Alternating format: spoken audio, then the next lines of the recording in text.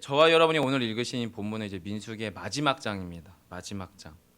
1차, 2차 인구 조사도 있었고 또 광야 땅에서 여러 가지의 사건 사고도 있었고 그리고 하나님과 이스라엘 백성들 안에서의 감동적인 장면들도 민수기 곳곳에 참 많았음에도 불구하고 민수기의 마지막 결론 내용은 그렇게 시작한 거에 비하면 약간 뱀꼬리 같이 용도사미 같은 느낌이 좀 없잖아 있는 거죠. 앞에서 되게 거창하게 또 뭔가 좀 큰 그림 안에서 시작했었던 이야기 같아 보이는 게 지금 이제 고작 나오는 이야기가 결국에는 그 땅에서의 슬로보앗의 딸들에 관한 이야기로 다시 돌아와서 지금 이야기가 사실은 마무리되고 있거든요. 근데 이 마지막 13절을 통해서 드러나는 것처럼 사실 이것은 민수기의 작은 결론이고 이게 자연스럽게 신명기의 말씀으로 연결되어지는 브릿지 같은 역할이 사실은 이 본문이라고 보시면 될 것 같고요. 우선 오늘은 좀 이렇게 이야기를 크게 세 가지로 나누려고 합니다. 민수기의 마지막 장이니까 민수기 1장부터 전체 장까지에서의 저희가 다룬 이야기들을 저희가 한번 좀 간단하게 정리해 나가고 그리고 그 가운데에서 오늘 본문에서는 두 가지의 질문을 다루려고 합니다. 첫 번째는 슬로브앗의 딸들에게 주어진 기업은 과연 누구에게 속한 것이어야 하는가라고 하는 질문. 이게 오늘 본문의 전체 큰 질문 중에 하나잖아요. 그것에 대한 이야기를 나누겠고요. 그리고 또 하나는 모세오경 전체 그림 안에서 또한 신약으로 연결되어지는 큰 그림 안에서 하나님께서는 아브라함이라고 하는 하나님의 첫사람으로부터 시작을 해서 지금 이스라엘 백성이라고 하는 민족의 공동체로까지 무엇을 통해서 그들을 부르시고 그들과 연결되어 있냐면 하나님과 이스라엘 백성들의 인격적인 언약 관계 안에서 연결되어 있는데 이 언약이라고 하는 것이 구체적으로는 땅이라고 하는 매개체와 연결이 되어 있어요. 물리적이잖아요. 실제적이잖아요. 약속된 그 땅을 아직 가보지는 않았지만 앞으로 정착해야 되고 앞으로 정복해 가야 되는 땅이지만 어쨌든 이 땅이라고 하는 매개체로 구약 성경 전체를 쭉 관통되어 가고 이것이 나중에 신약 시대 복음 시대로 와서는 하나님께서 말씀하신 하나님의 나라, 하나님의 주권이 통치되어지는 바로 예수 그리스도가 왕 대신 우리가 가야 될 본래의 기업에 관한 이야기로 연결되어지는 것이 사실은 성경 전체의 주제란 말이에요. 그래서 구약에서의 소위 땅의 신학이라고 말할 때의 그 땅의 신학은 현대 복음 시대를 살아가고 있는 오늘날 저와 여러분의 신약 시대의 그리스도인들에게는 어떻게 적용되어야 하는가라고 하는 세 가지의 질문을 저희가 오늘 본문에서 좀 다루려고 합니다. 먼저로는 민수기 전체에 관한 이야기를 저희 박철호 목사님은 사명이라고 하는 키워드로 저희와 함께 나누시고 풀어주셨어요. 그것과 좀 일맥상통하긴 하는데 저는 민수기를 통해서 쭉 큐티에 나가면서 제일 궁금한 게 도대체 이 사람들이 광야 40년 생활을 어떻게 했을까? 이게 되게 궁금했어요. 사실은 광야 생활을 어떻게 했을까? 뭐 야영을 하는 것도 아니고 캠핑은 뭐 한 며칠 정도 치르는 거니까 그 정도는 재미 삼아라서 하겠지만 광야 40년 동안의 텐트 생활은 분명히 그것이 장난이 아니었을 텐데 과연 그 생활을 어떻게 했을까라고 하는 궁금함 안에서 사실은 민수기 전체를 좀 보게 됐거든요. 그러면서 민수기 1장으로부터 쭉 가시다 보면 민수기에서는 두드러지게 나타나는 게 앞에서 말씀드린 것처럼 인구조사잖아요. 1장에서 인구조사를 하게 됩니다. 첫 번째 인구조사에서 등장하는 사람들이 누구냐면 전쟁이 가능한 만 20세의 남자입니다. 성인 남자. 이 말은 무슨 이야기냐면 전쟁도 가능하지만 동시에 어느 한 가문, 어느 한 지파 안에서 가장으로서의 역할을 하면서 그 가정에게 허락되어지는 기업의 상속권 내지는 소유권에 대한 권한 행사를 할 수 있는 대상들이 사실은 이 인구조사에 참여하게 된 사람들이란 말이에요. 그렇게 인구조사에 참여했던 그 사람들을 하나님이 크게 두 부류의 사람으로 구분하십니다. 첫 번째가 일반의 이스라엘 백성들이에요. 그리고 극소수의 사람 중에 레위 지파의 사람들을 구별하세요. 그렇게 해서 두 사람들이 어떻게 되냐면 거룩하게 둘 다 구별되는 겁니다. 레위 사람들이나 제사장들만 거룩하게 구별되는 게 아니라 이스라엘 백성들 자체가 거룩하게 구별되어져서 영적인 직무, 영적인 기능, 역할이 달라집니다. 무슨 말씀이냐면 레위 지파 사람들은 성막 안에서 성소 안에서의 거룩함을 요청받은 사람들이 레위 지파 사람들이고 일반의 백성들은 일반의 진영 안에서 이스라엘 백성들의 진 안에서와 진 밖에서 거룩함의 삶을 살도록 요청받은 사람들이에요. 둘 다 하나님의 거룩함으로 요청받고 초청받은 것은 동일합니다. 어느 쪽이 더 어렵냐, 어느 쪽이 더 쉬우냐 하는 것은 주관적인 차이고 상대적인 차이니까 쉽게 결론 맺을 수는 없어요. 하지만 오늘날의 저와 여러분과 같은 현대 그리스도인들은 동시에 이 두 가지의 거룩함의 삶에 동시적으로 요청받은 사람인 걸 여러분 기억하시기 바랍니다.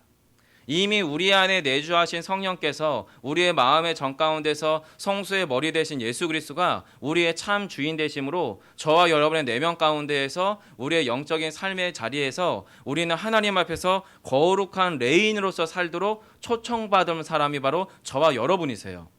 그리고 우리의 내면뿐만 아니라 우리의 몸과 우리의 삶이 사라지는 우리의 삶의 현장에서는 내가 거룩하니 너희도 거룩하라라고 하는 큰 거룩함의 초청을 받은 이스라엘 백성처럼 저와 여러분과 저의 삶의 현장에서 거룩함의 삶을 살도록 초청받은 사람이다라고 하는 거죠.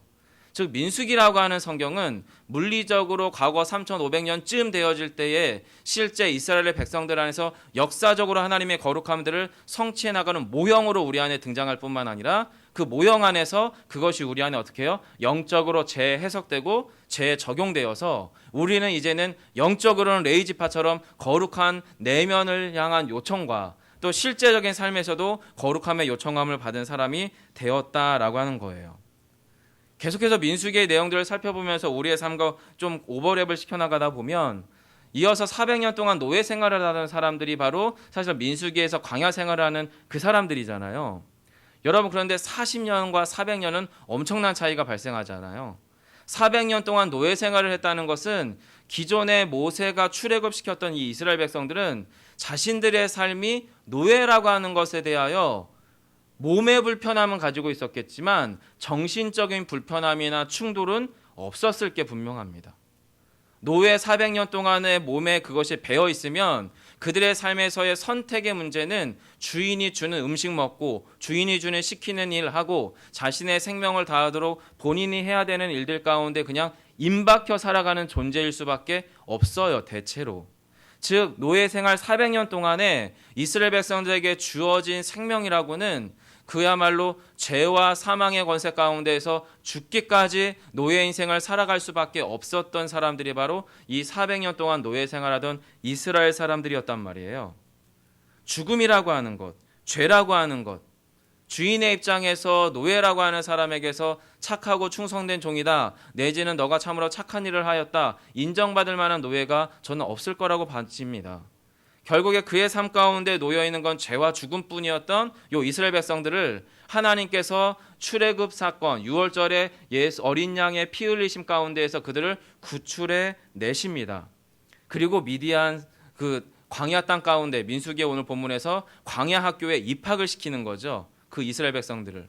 그럼 여러분 400년 동안 노예의 근성과 죄의 근성과 죽음의 근성 안에 임박혀서 뒹굴렀던 그 인생들이 광야 학교에서 하나님이 하실 일이 무엇이겠어요? 바로 이 노예 근성에 죽음의 근성 가운데 임박혀 있었던 그런 죄성들을 하나님이 광야 40년 생활 동안에 그걸 빼내시는 작업들을 광야 학교에서 하게 되는 거죠. 즉 과거에는 죄와 죽음의 권세 가운데 놓여 있었던 존재가 이제는 하나님의 거룩한 백성이 되어야 한다면 하나님의 거룩한 백성에 걸맞게 살아갈 수 있도록 죄 트레이닝이 되어지는 게 바로 이 민수기에서의 광야 학교여야 한단 말입니다. 그렇게 해서 들어간 학교에서 하나님께서는 이스라엘 백성들에게 두 가지를 허락하세요. 첫 번째는 하나님의 거룩한 사람들이 어떻게 살아야 되는지에 대한 거룩함에 대한 생활 규범, 바로 십계명을 포함한 모세오경에 등장하는 율법을 통해서 거룩한 하나님의 백성들이 어떻게 살아야 하는지에 대한 삶의 규칙들을 알려주세요. 그리고 그 규칙 안에서 이스라엘 백성들이 광야 40년 동안 실제로 그것들을 실험해 볼 수 있는 그들의 삶의 자리를 어디에 두시냐면 광야 땅 안에서 그들의 정해진 진영에서의 삶을 통해서 살게 하십니다.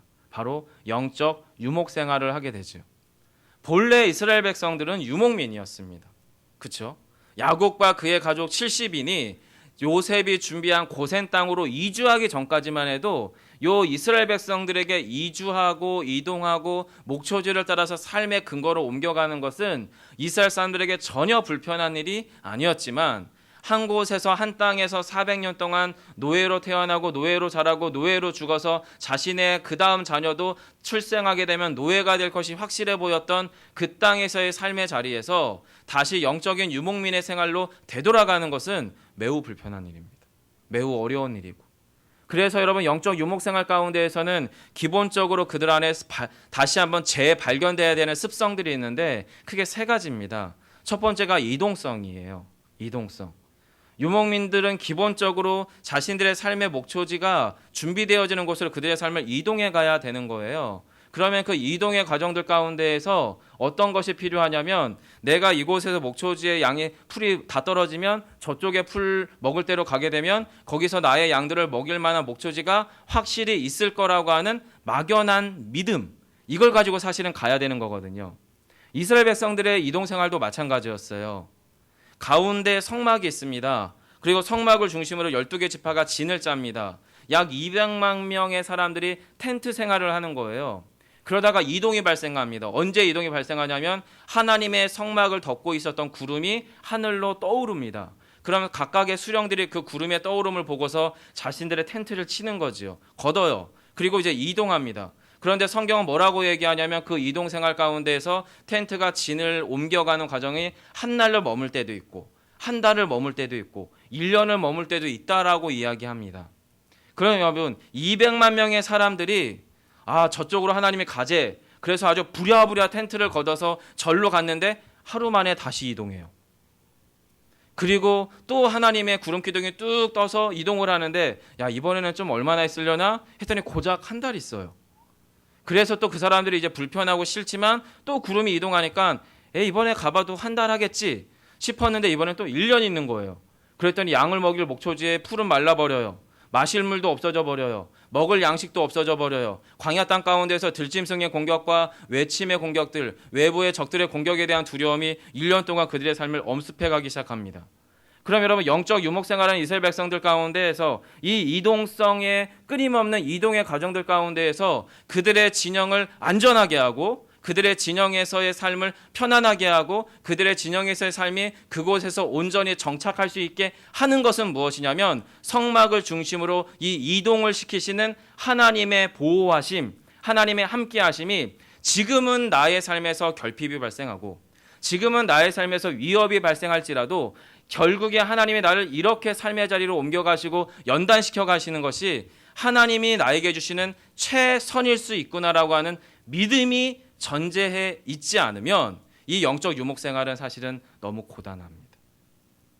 우리 그리스도인의 삶이 그것과 닮아 있어요. 우리의 삶의 자리에서 우리의 삶의 형편과 환경을 통해서 하나님께서 우리의 삶을 인도해 가시고 이동시켜 가세요.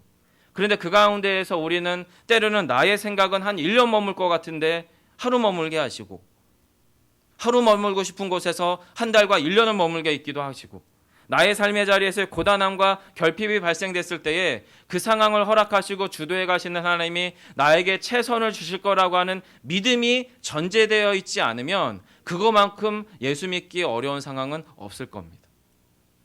민수기에서 이스라엘 백성들의 광야 생활은 우리의 영적으로 우리의 삶의 밑바닥에 예수 그리스도에 대한 하나님에 대한 절대적인 신뢰를 가지고 나의 삶의 자리로 옮겨가고 있느냐, 나의 삶을 살아내고 있느냐라고 하는 큰 대전제가 민수기에서의 광야 생활에 놓여 있더라라는 겁니다.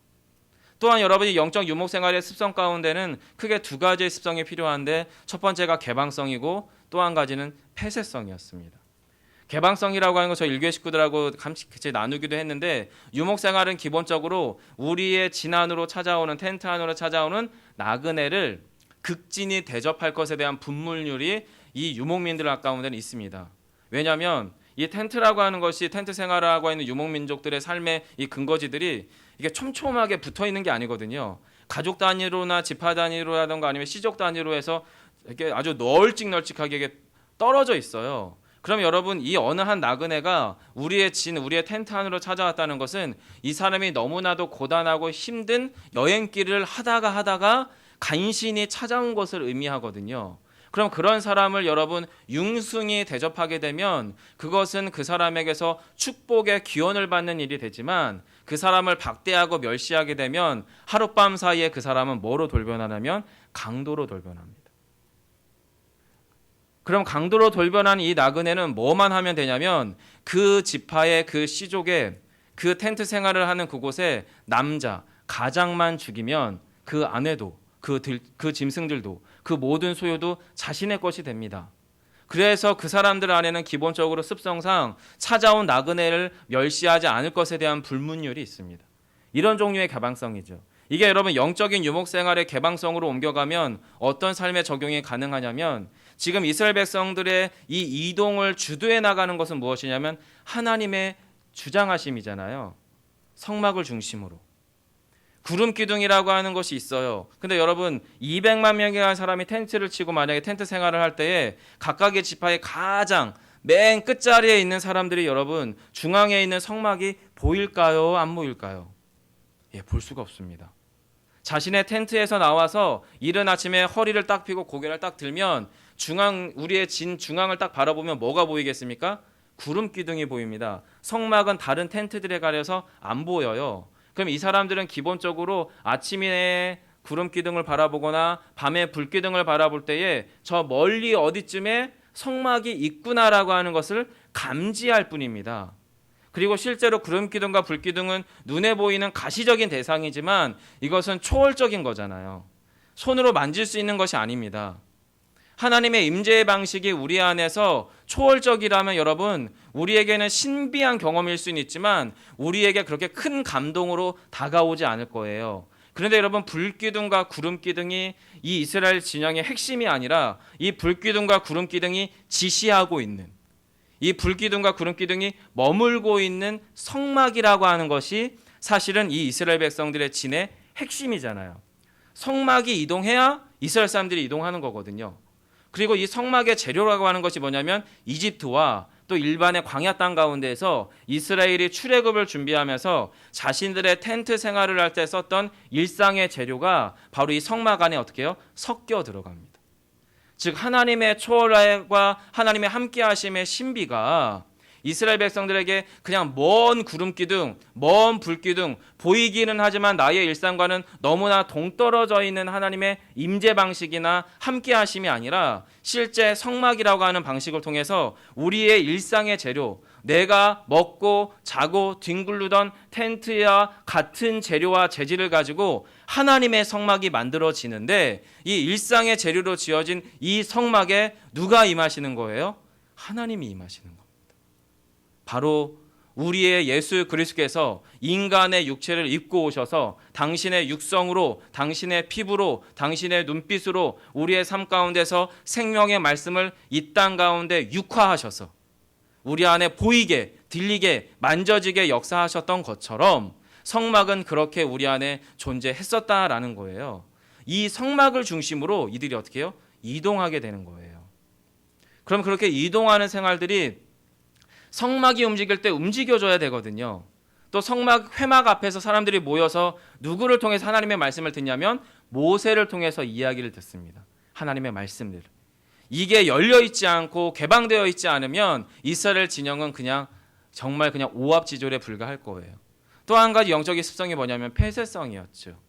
무엇이냐면 이 광야 땅을 걸어가거나 있지만 가나안의 이 주변 국가들은 이미 일정한 도시 국가를 형성하고 있었어요. 정착 생활이 어느 정도 안정되어 있었던 고대 국가들이었었다는 거예요. 오늘날의 유목 생활들도 고대 지금으로까지 쭉 유목 생활을 지켜오던 사람들이 힘든 이유 중에 하나가 뭐냐면 자신들의 아들 세대가 자신들의 손자 세대가 도시에 안정되어 있고 틀면 따뜻한 물 나오고 정말로 안전한 보금자리가 확보되어 있는 도시 생활에 몸에 임박히다 보니까 이 사람들이 더 이상 자신의 자식들이 유목 생활을 안 하려고 하는 거예요. 마찬가지입니다, 여러분. 영적인 이 유목 생활도 똑같습니다. 우리가 예수 믿는 사람은 하나님의 사람으로 이 땅 가운데서 영적 유목 생활을 하면서 하나님이 정하신 하나님의 약속의 땅이 저기 있어요. 우리는 거길 지금 이동해 가는 과정이죠. 그 과정 안에서 결핍이 발생되고 피곤하고 어렵고 힘듭니다. 그런데 세상 사람들은 참 쉽게 가는 것 같아요. 안정적인 것 같아요. 잘 되는 것 같아요. 잘 나가는 것 같아요. 그러다 보면 그 사람들의 그것들 가운데 우리의 일상이 섞여 들어가기 시작하면 어떤 일이 일어나냐면 가나안 사람들과 이스라엘의 아들들이 어떻게 됩니까? 네, 소위 행음하고 섞여서 결혼하고 가정을 이루고 그렇게 섞여 들어감으로 더 이상의 영적 유목 생활을 원하지 않게 되는 일들이 민수기 안에서 발생하게 되지요. 이런 모든 상황들이 일련의 상황들이 나타나는 겁니다. 이 모든 광야 생활 가운데에서 하나님께서는 이스라엘 백성들에게 일반의 이스라엘 백성들에게는 진영 안에서의 거룩함의 삶을 그리고 이 레이지파 사람들에게는 성막 안에서의 거룩함의 삶들을 요청했는데 이 거룩함들이 훼손되고 오염됐을 때 하나님께서 이스라엘 백성들을 공동체적으로 심판하셨어요. 공동체적으로. 그렇게 해서 하나님께서 광야 생활 가운데서 거룩한 정결함의 작업들을 쭉 해나가십니다. 그리고 이런 민수기의 모든 여정들이 끝나가는 이야기쯤에 오늘 저와 여러분이 읽으신 이 본문이 사실은 위치하고 있는 거거든요. 이 본문의 출발점은 여러분 민수기 33장에 가 있습니다. 민수기 33장 50절을 잠깐 좀 보겠는데요. 큐티책 72페이지입니다. 큐티책 72페이지 50절부터 저희가 54절까지를 함께 교독할게요. 33장 50절로부터 54절입니다. 제가 먼저 읽겠습니다. 여리고 맞은편 요단 강가 모압 평지에서 여호와께서 모세에게 말씀하여 이르시되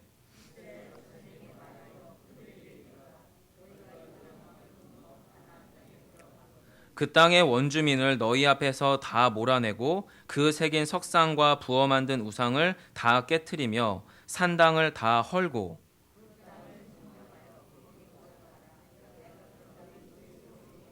함께 읽겠습니다. 너희의 종족을 따라 그 땅을 제비 뽑아 나눌 것이니 수가 많으면 많은 기업을 주고 적으면 적은 기업을 주되 각기 제비 뽑은 대로 그 소유가 될 것인즉 너희 조상의 지파를 따라 기업을 받을 것이니라. 아멘. 이런 광야 생활과 유목 생활에서 출애굽 1세대는 실패했어요. 그래서 광야 40년 동안에 이 출애굽 1세대 부모 세대는 자연사함에서 그 땅 가운데서 사라지는 세대가 됩니다. 그리고 출애굽 2세대가 이제 하나님 앞에서 서게 될 때에 요 민수기 33장 앞부분 1절로부터 37절까지에서는 광야 생활의 여정길을 다시 한번 회고하는 본문이 33장 1절로부터 33절까지 등장을 하는 거예요. 그래서 그들이 어디에서 진을 치고 어떻게 이동했는지에 대한 이야기가 쭉 나오고 그 다음에 아론의 죽음의 이야기가 나와요. 그리고 아론의 죽음의 이야기가 나온 이후에 오늘 13절에 본문에 등장하는 것과 같은 표현 50절이죠. 여리고 맞은편 요단 강가 모압 평지에서 여호와께서 모세에게 말씀하여 이르시되 바로 요 50절과 오늘 저와 여러분이 읽으신 36장의 13절이 어떻게 해요? 연결되는 겁니다. 문을 열고 문을 닫는 본문이에요. 그럼 이 본문 안에서 어떤 일이 일어났었냐 하면 그 가운데서 저와 여러분이 잘 아시는 것처럼 땅 분배에 대한 이야기가 이제 나오게 되는 거예요. 땅의 분배에 대한 이야기. 그리고 그렇게 함으로써 아브라함 때부터 약속의 말씀, 내가 너를 하여금 큰 민족을 이루게 하고 내가 너에게 가라고 한 그 땅 가운데서 너가 정착하여 번성하게 될 것이다 라고 하는 아브라함의 그 언약은 사실은 말뿐이었잖아요. 말뿐이었거든요. 그리고 이스라엘 백성들이 광야 40년을 살아갈 때에도 그때도 여러분 말뿐이었어요. 사실은 하나님의 말씀뿐이었거든요. 눈에 보이는 실물로서 땅이 주어지지 않았어요. 그런데 여러분이 읽으시는 본문 36장과 33장 사이에서는 어떤 일이 일어나게 되냐면 하나님께서 그 땅을 너희들에게 주실 것인데 그렇게 해서 실제로 하나님의 언약이 현실인 땅으로 어떻게 해요? 드러나게 되는 것에 대한 이야기를 쭉 하게 돼요. 그렇게 해서 땅이 주어지는데 그 땅의 특징이 무엇이냐면 크게 두 가지예요. 첫 번째는 뭐냐면 너희가 그 땅을 얻게 되지만 정복전쟁, 그 땅을 너희가 취하는 정복전쟁에 직접 참여해야 될 것에 대한 이야기를 하고요. 하지만 동시에 이 정복전쟁은 경쟁적인 전쟁이나 경쟁적인 분배가 아니었어요. 무슨 이야기냐면 어느 르우벤 지파는 워낙에 혈기왕성하고 칼을 잘 써서 전투력이 되게 높아요. 근데 이쪽에 있는 단지파는 힘도 약하고 키도 작고 그래서 별로 싸움도 잘 못해요. 그런데 동시에 땅 출발해서 정복전쟁을 딱 일으켰는데 루벤이 차지한 땅은 이만큼이고 단지파가 차지한 땅은 요만큼이면 자신들이 경쟁적으로 해서 자신들이 차지한 땅만큼을 너희가 그 땅을 갖게 되는 거라면 이것은 경쟁적인 분배가 되고 경쟁적인 정복전쟁이 되겠지만 하나님은 그렇게 이스라엘 백성 12지파가 같이 전쟁에 참여하되 그들을 분배를 어떻게 하냐면 균등하게 하세요. 공정하게. 그리고 이 공정함의 분배라고 하는 건 뭐냐면 식구가 많으면 땅 많이, 식구가 적으면 땅 적게, 지파가 크면 땅 많이, 지파가 작으면 땅 적게. 그리고 전쟁에 참여하지 않았을 것 같았던 레위 지파 사람들이 살아갈 성읍도 하나님은 그들에게 허락하세요. 뿐만 아니라 이스라엘 백성들 가운데에서 적군을 죽인 게 아니라 실수로 옆에 있는 나의 동족인 이스라엘 사람을 죽이게 된 그 사람도 역시도 살아갈 땅을 주시는데 그게 저와 여러분의 큐티 본문에 읽으신 도피성에 관한 이야기입니다. 즉 여러분 지금 요 33장으로부터 36장 사이에서는 하나님의 공의와 하나님의 은혜의 균형점들이 만들어지고 있는 것이 그리고 그것의 아주 실제적인 실험실로 가나안 땅이 등장하게 되는 거예요. 하나님의 공의의 측면에서는 가나안 땅은 여러분 하나님 뺀 나머지는 다 하나님이었어요.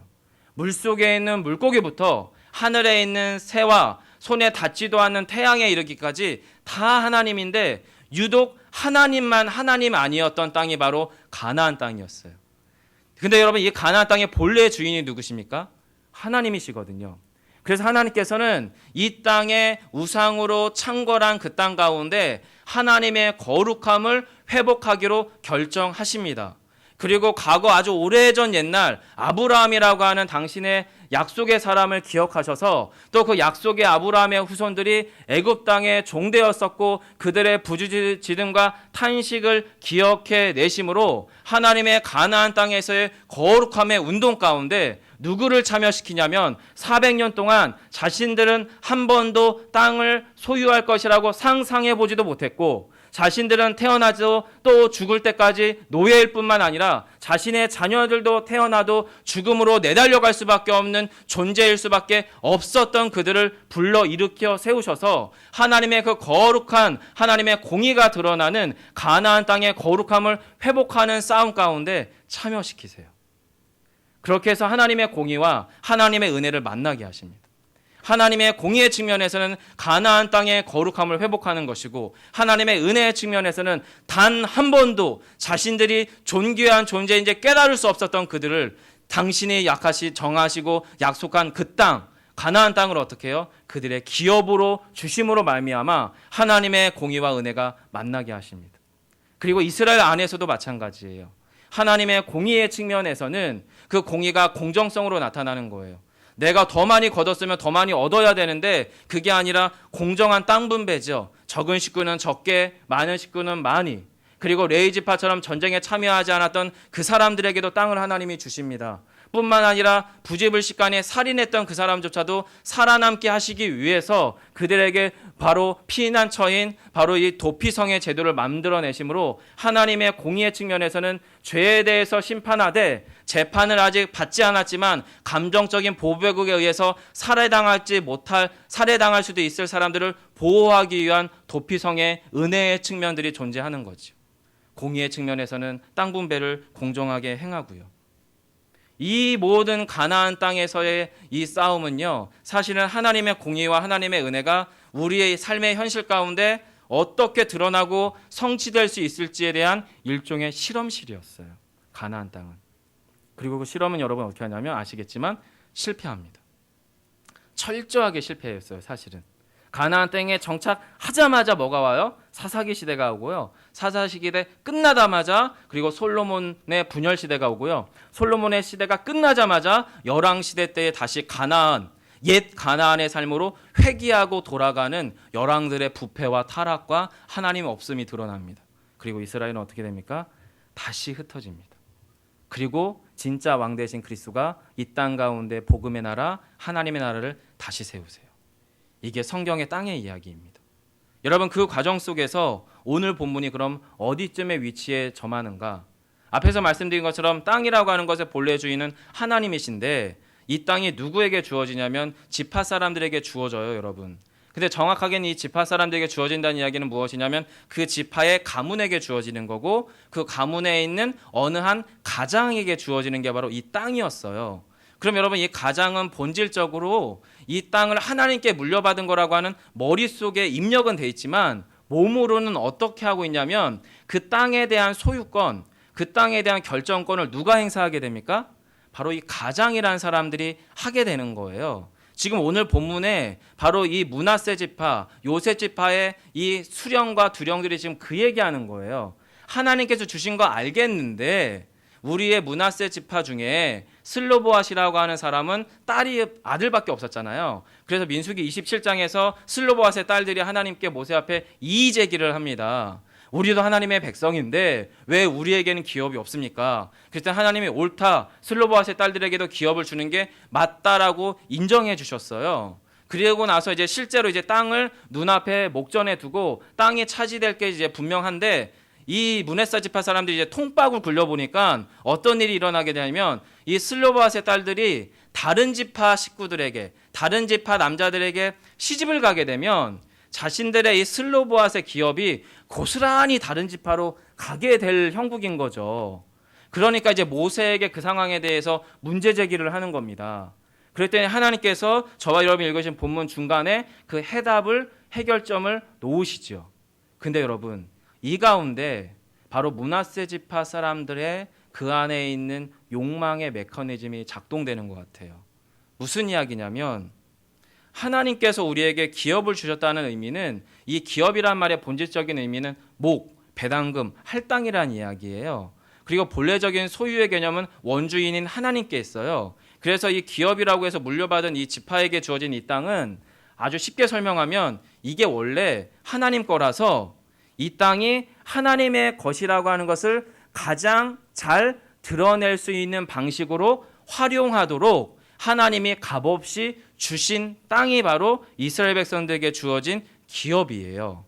근데 문제는 영적으로 그렇게 주어진 그것이 내 안에서 어떻게 해요? 소유의 대상으로 자꾸 내 안에 자리매김하는 거예요.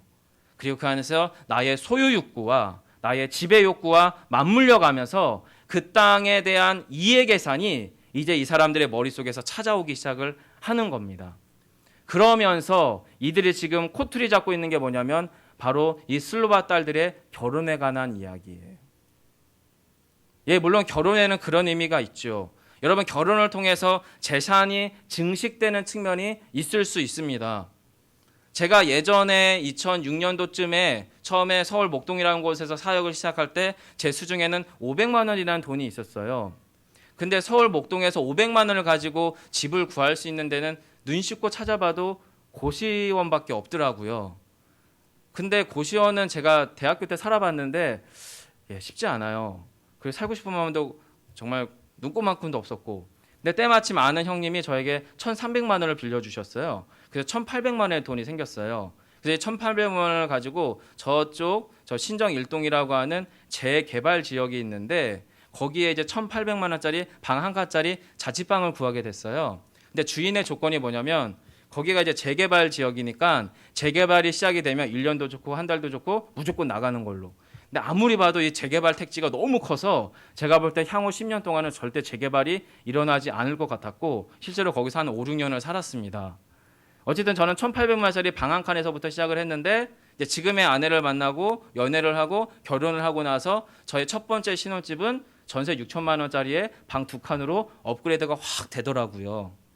여러분 결혼에는 이런 재산 증식의 측면이 사실은 있을 수 있어요. 누구를 만나느냐에 따라서. 그래서 우리 부모님들 같은 경우는 안정된 누군가를 만나기를 사실은 바라는 마음들이 없잖아 있지요.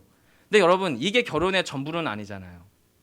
사실 하나님께서 세우신 결혼의 규례라고 하는 것은 하나님의 주례자가 되셔서 하나님의 형상인 남자와 하나님의 형상인 여자가 하나님 앞에서 주례자야 되신 하나님 앞에서 결혼 서약을 통해서 한 몸을 이루는 겁니다. 그리고 이 한 몸 된 관계는 결국에 이 두 사람이 만나서 함께 연합의 신비 안에서 우리의 첫 모형 되시는 예수 그리스도의 형상을 닮아가기까지 사라지고 연합하는 관계가 사실은 부부의 관계고 결혼에 숨겨져 있는 영적 의미거든요. 즉 생명이 생명을 만나서 하나님 앞에서 생명의 언약 관계 안으로 들어가는 게 결혼인데, 이것의 어느 한 측면이 지금 왜곡되고 오용되고 있는 게 오늘 본문의 이야기잖아요.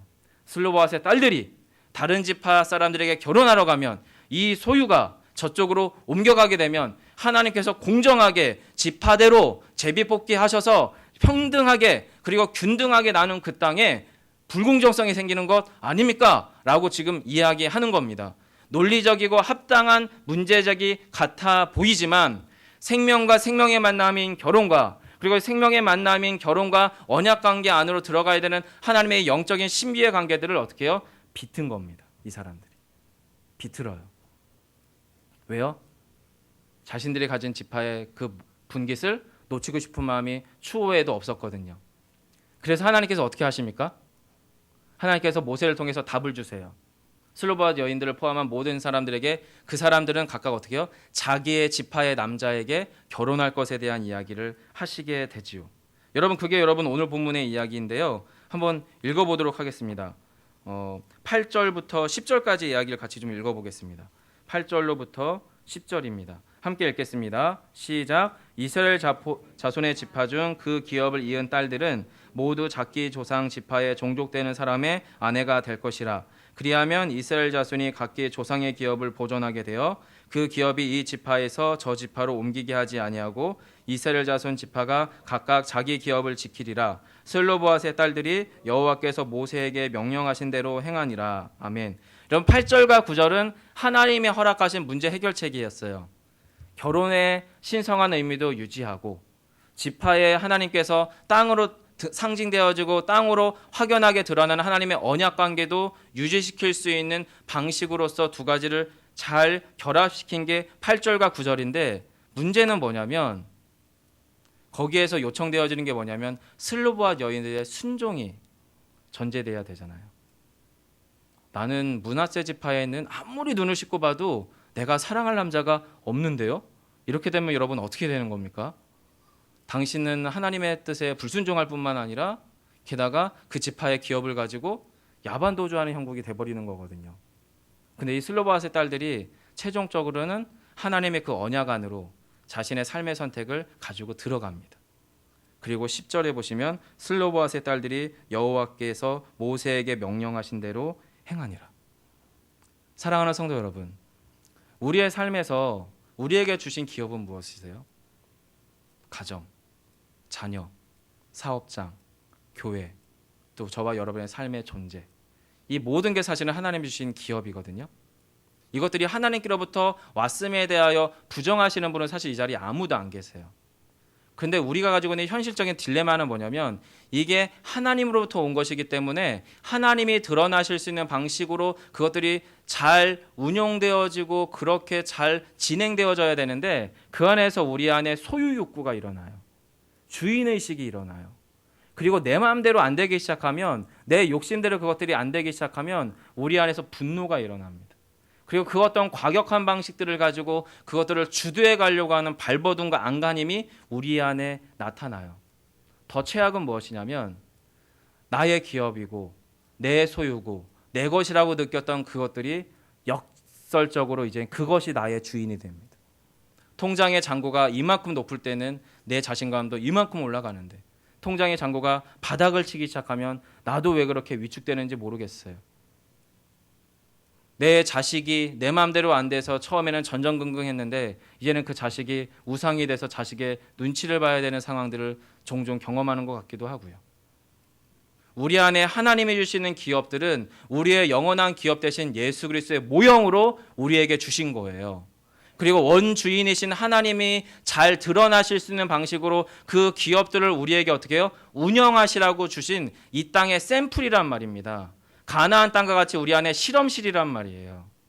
하나님의 공의와 하나님의 은혜가 여러분의 자녀 안에서, 여러분의 기업 안에서, 여러분의 사업장 안에서, 여러분의 삶의 현장 가운데서 어떻게 잘 드러날 수 있는지에 대한 영적인 유목 감각 생활들을 우리가 우리의 이 땅의 현실에서 그것들을 어떻게 실현해낼 수 있는지에 대한 실험대로 저와 여러분에게 주셨는데, 이 이스라엘 백성들처럼 가나안 땅에 정착하자마자 그것들이 우리를 삼켜버립니다. 그것들이 우리의 우상이 되기 시작합니다. 그것들을 우리 안에서 더 많이 얻어낼 수 있는 방식으로 우리의 욕망들이 작동되는데, 그것을 우리가 내버려 두어버리는 형국들이 이 민수기 이후에 바로 열왕시대와 또 그전 사사기 시대 안에 등장하더라라는 거예요. 광야 생활에서의 그 수많은 실험들이 철저하게 실패로 돌아가더라라는 거지요. 사랑하는 성도 여러분, 여러분의 삶에서의 기업이 어떤 의미여야 되는지에 대하여 간략하게 세 가지의 주제만 이야기하고 말씀을 맺겠는데요. 우리에게 주어진 기업은 여러분, 물리적인 소유의 개념이 먼저가 아닙니다. 영적인 개념이 먼저예요. 영적인 개념이. 무슨 말씀이냐면, 물론 물리적이잖아요. 자식도 손으로 만질 수 있어요. 나의 통장 잔고도 통장을 통해서 확인해 볼 수 있어요. 내 사업장도 아침에 몸을 일으키면 출근해서 여러분의 그 문을 열고 들어가는 분명한 우리의 물리적인 것들입니다. 그런데 이 모든 물리적인 것의 기반에는 영적으로 하나님이 저와 여러분에게 허락하신 기업이라고 하는 믿음이 전제되셔야 돼요. 믿음이. 그리고 그 믿음 안에서 우리가 무엇을 기억하셔야 되냐면 하나님의 말씀인데요. 제가 읽어드리겠습니다. 출애굽기 19장 5절인데요. 세계가 다 내게 속하였나니 너희가 내 말을 잘 듣고 내 언약을 지키면 너희는 모든 민족 중에서 내 소유가 되겠고 너희가 내게 대하여 제사장 나라가 되며 거룩한 백성이 되리라. 너는 이 말을 이스라엘 자손에게 전할지니라. 더 직접적인 것은 레위기의 말씀입니다. 25장 23절인데요. 토지를 영영히 팔지 말 것은 토지는 다 내 것임이라. 너희는 나그네요 우거하는 자로서 나와 함께 있느니라. 여러분, 출애굽기 19장의 이야기는 모세의 시내산 언약입니다. 내가 너희의 하나님이 되고 너희가 나의 백성이 될 것인데, 이스라엘 백성들에게 뭐를 이야기하냐면 이 모든 세상 만물이 하나님의 것이라는 거예요. 그런데 이스라엘 백성들에게 요구하는 건 뭐냐면 내 말을 잘 듣고 내 언약을 잘 지키라는 거예요. 그럼 너희가 제사장 나라가 되고 모든 민족 중에 내 소유가 될 거라는 거예요. 여러분, 이것은 눈에 안 보이는 상황이잖아요. 영적인 지점들이거든요.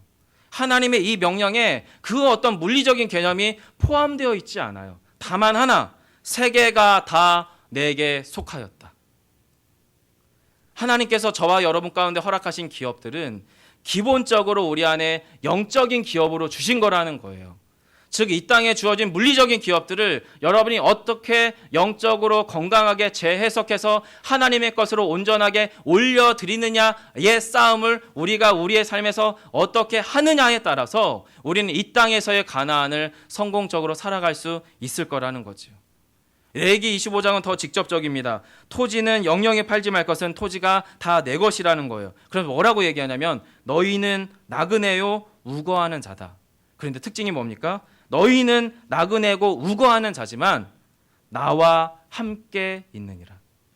이 땅에서 우리의 본래의 본향 대신 하나님의 나라, 우리의 영원한 기업 대신 예수 그리스도라고 하는 본래의 목적지는 저기에 있어요. 그런데 하나님은 이 땅 가운데에서 우리에게 무엇인가 땅과 같은 기업을 주세요.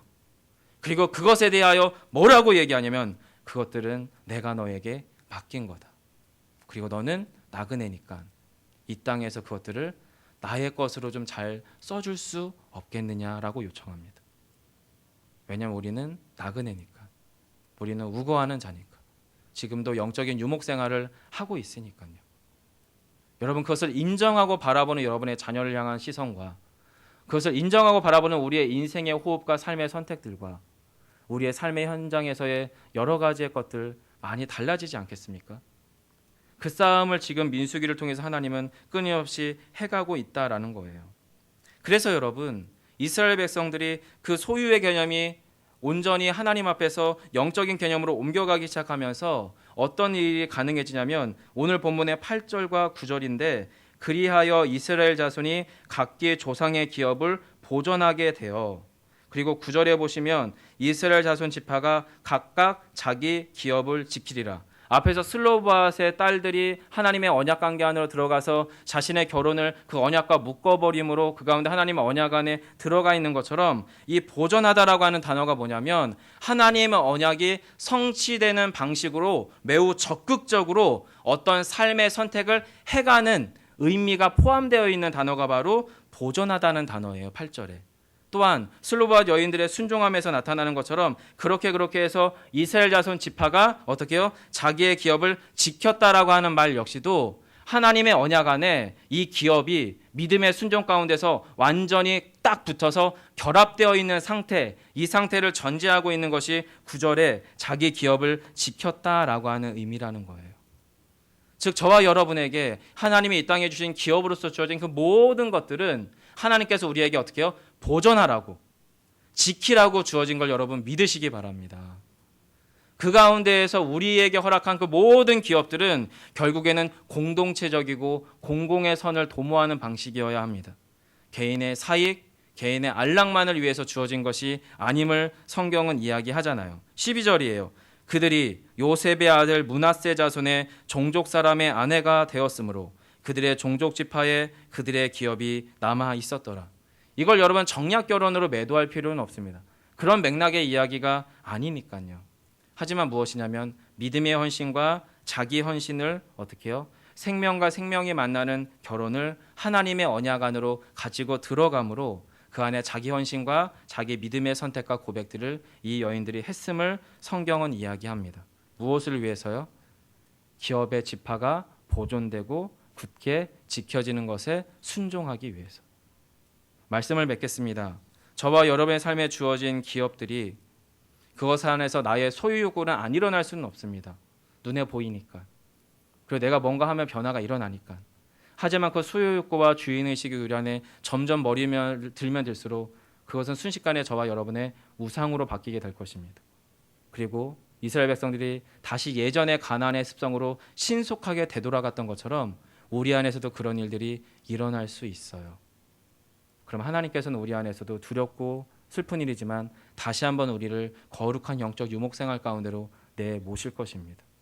여러분의 삶에 결핍이 발생한다면 그것이 은혜의 통로인 걸 여러분 믿으시고 하나님 앞에서 믿음의 선택 안에 또 기업을 지키고 보존하시는 믿음의 고백 안에 서가시는 저와 여러분 되시기를 간절히 축복합니다. 함께 찬양하고 기도하겠습니다.